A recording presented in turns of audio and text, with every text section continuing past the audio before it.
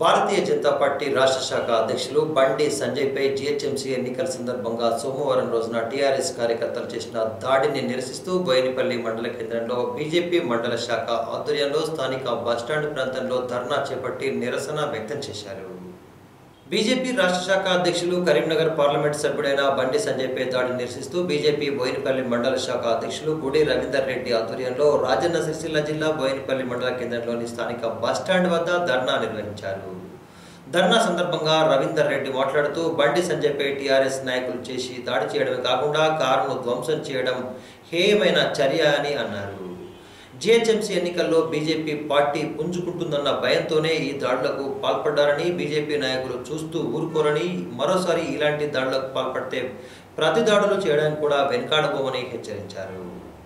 కార్యక్రమంలో ఆయనతో పాటు బీజేపీ మండల ప్రధాన కార్యదర్శి నరసింహాచారి, ఐలా మహేష్, కృష్ణ, దళిత మోర్చా మండల శాఖ అధ్యక్షుడు జనగామ లక్ష్మణ్తో పాటు ఎస్టీ మోర్చా మండల శాఖ అధ్యక్షులు బండి అంజయ్య, ఎస్సీసీఎల్ జిల్లా ఉపాధ్యక్షులు సుంకపాక చక్రవర్తి, కిసాన్ మోర్చా జిల్లా కార్యకారి సభ్యులు శంకరయ్య, బీజేపీ గీతా సెల్ జిల్లా ఉపాధ్యక్షులు అశోక్ గౌడ్, ఓబీసీ మోర్చా మండల శాఖ అధ్యక్షులు నడిగొట్ల శ్రీనివాస్, మండల ఉపాధ్యక్షులు మెరుపుల గంగాధర్, ఇల్లందుల బాలయ్య, సుంకపాక ప్రభు, బీజేపీ మండల కార్యదర్శి మేడిశెట్టి విజయ్ కుమార్ తదితరులు హాజరయ్యారు.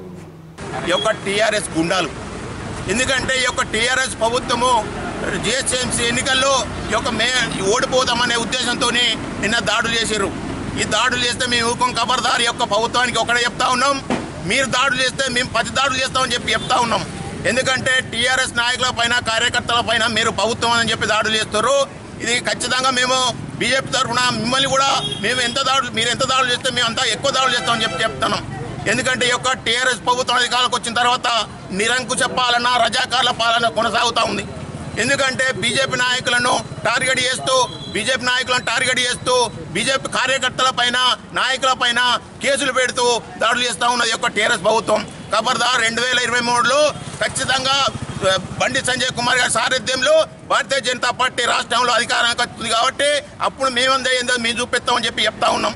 ఎందుకంటే ఈ యొక్క టీఆర్ఎస్ ప్రభుత్వం అధికారానికి వచ్చిన తర్వాత 6 సంవత్సరాలైనా కూడా ప్రజలకు ఏమి చేసింది లేదు.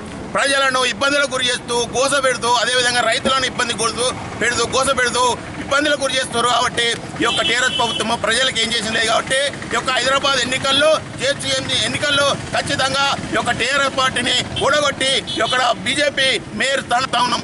ఎందుకంటే ఈ రోజు జరిగేటువంటి ఎన్నికల్లో ఖచ్చితంగా ఈ యొక్క టీఆర్ఎస్ ప్రభుత్వానికి బుద్ధి చెప్పాలని చెప్తా ఉన్నాం.